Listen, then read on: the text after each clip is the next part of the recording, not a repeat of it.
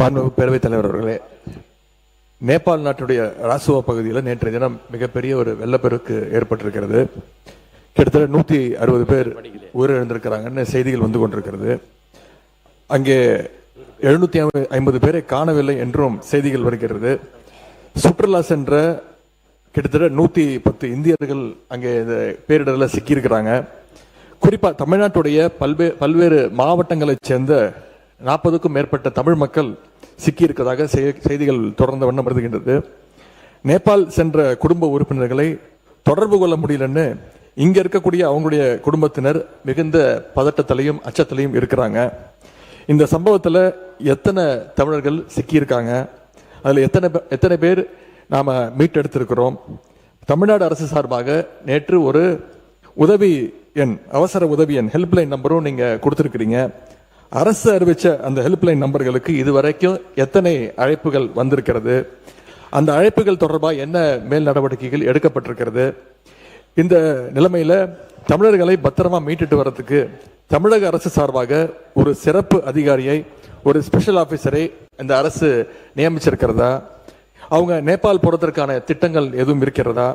மேலும் இந்த பெருவெள்ளத்துல சென்னை நீதிமன்ற ஓய்வு பெற்ற நீதிபதி திரு சிவஞானம் அவர்கள் பாதிக்கப்பட்டிருக்கார் என்ற செய்திகள் வந்துகிட்டு இருக்கிறது.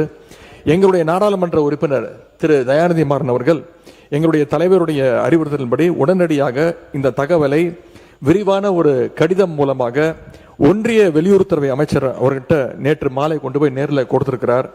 இந்த இக்கட்டான நேரத்தில் பாதிக்கப்பட்ட ஒரு குடும்பத்திற்கு நாம் அனைவரும் பாதுகாப்பாகவும் உறுதுணையாகவும் இருக்க வேண்டும் என்று கேட்டுக்கொண்டு இந்த சம்பவம் தொடர்பாக அரசு உரிய விளக்கம் அளிக்குமாறு நான் கேட்டுக்கொள்கின்றேன். மாண்பு உறுப்பினர் எடப்பாடி கே பழனிசாமி முன்னாள் முதலமைச்சர்.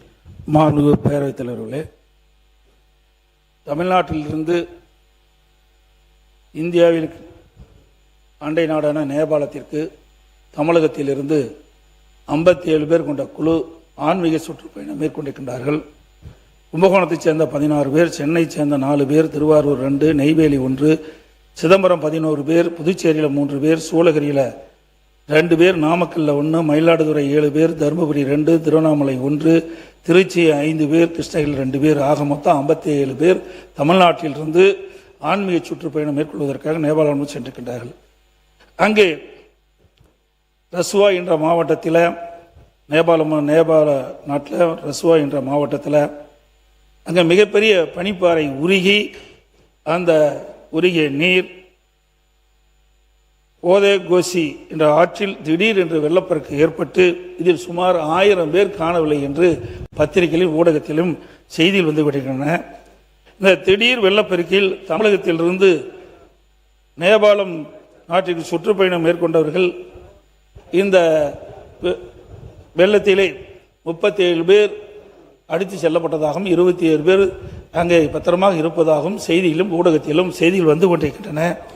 அவை 37 பேர் காணாமல் போயிருக்கிறார்கள். அதை மீட்பதற்குண்டான நடவடிக்கை எடுக்க வேண்டும். 20 பேர் பத்திரமாக இருப்பதாக தகவல்கள் அவர்களையும் மீட்டெடுத்து தமிழகத்துக்கு கொண்டு வரப்பட வேண்டும். அது மற்றும் கோவையில் உள்ள ஈசா மையத்திலிருந்து சுமார் 77 பேர் ஆன்மீக சுற்றுப்பயணம் மேற்கொள்வதற்காக நேபாள் நாட்டுக்கு சென்றிருக்கின்றார்கள். அவர்கள் என்ன ஆனால் என்று தெரியவில்லை, தகவலும் கிடைக்கப்பெறவில்லை.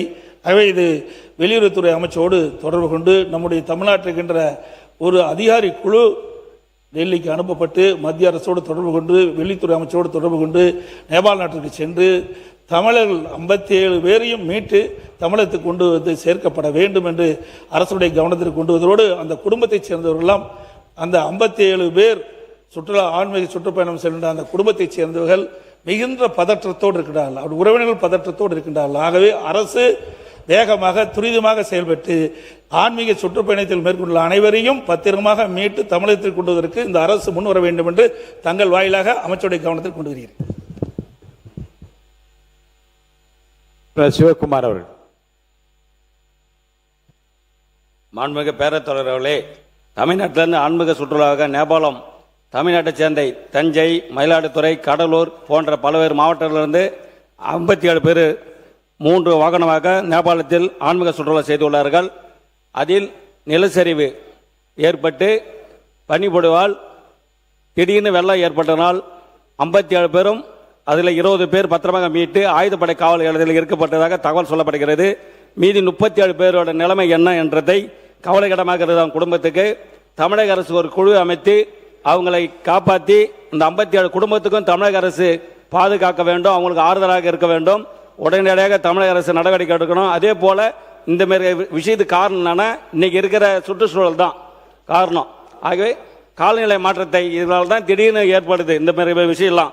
ஆகவே மாண்புமிகு இந்த 57 பேரில் 20 பேர் பத்திரமாக இருப்பதாக சொல்றாங்க. 37 பேர் நிலைமை என்ன என்றதை கூறி அவை கவனத்தை ஈர்த்து அமைகிறேன். நன்றி, வணக்கம். மாண்பு உறுப்பினர் ஆர் செல்லசுவாமி அவர். நேபாளத்திலே ஆன்மீக சுற்றுலா பயணம் சென்ற தமிழகத்தைச் சேர்ந்த 57 பேர் சிக்கி பலர் வெள்ளத்திலே அடித்து சென்றதாகவும் 20 பேர் அங்கே பத்திரமாக இருப்பதாகவும் தகவல்கள் வந்து கொண்டிருக்கிறது. சொல்வதற்கு வேறொன்றுமில்லை, அவசரமாக இந்த அரசு என்பது ஒரு குழுவை அமைத்து நேபாளத்தில் சென்று மத்திய அரசோடு தொடர்பட்டு அவர்களை அனைவரையும் மீட்டு பத்திரமாக கொண்டு வர வேண்டும் என்று இந்த கவனத்தை ஈர்க்கின்றேன். மாண்பு உறுப்பினர் மாரிமுத்து அவர்கள். மாண்பு டி ராமச்சந்திரன் அவர்கள். மாண்புமிகு பேரவைத் தலைவர் அவர்களே, நேற்றைக்கு 8:30 மணி நேரத்தில் நேபாள நாட்டில் ஏற்பட்ட வெள்ளப்பெருக்கு காரணமாக பனிப்பாறைகள் உருகி பெரிய அளவுக்கு அங்கே சாலைகள் அதே போல பாலங்கள்லாம் அடித்து செல்லப்பட்டிருக்கின்றன. தமிழ்நாட்டிலிருந்து 57 பேர் ஆன்மீக சுற்றுலா சென்றவர்களில் 20 பேர் இதுவரைக்கு மீட்கப்பட்டுள்ளார். இன்னும் மீதமுள்ள 37 பேருடைய நிலைமை என்ன என்பது இதுவரை எந்த தகவலும் கிடைக்கவில்லை. நம்முடைய அரசின் சார்பாக டெல்லியில் உள்ள தமிழக இல்லத்தில் மீட்பு குழு அமைத்து அந்த விவரங்களை சேகரித்து உடனடியாக பாதிக்கப்பட்ட குடும்பங்களுக்கு அந்த விவரங்களை தெரிவிக்கப்பட வேண்டும். அதே போல ஒன்றிய அரசோடு இணைந்து நேபாள தூதரத்தோடு இணைந்து மீதமுள்ள 37 பேரையும் பத்திரமாக மீட்டு தமிழகத்துக்கு கொண்டு வர வேண்டும் என்று அரசின் கவனத்தை இந்திய கம்யூனிஸ்ட் கட்சியின் சார்பாக இருக்கிறேன். மாண்பு உறுப்பினர் தாரகை கத்பட் அவர்கள்.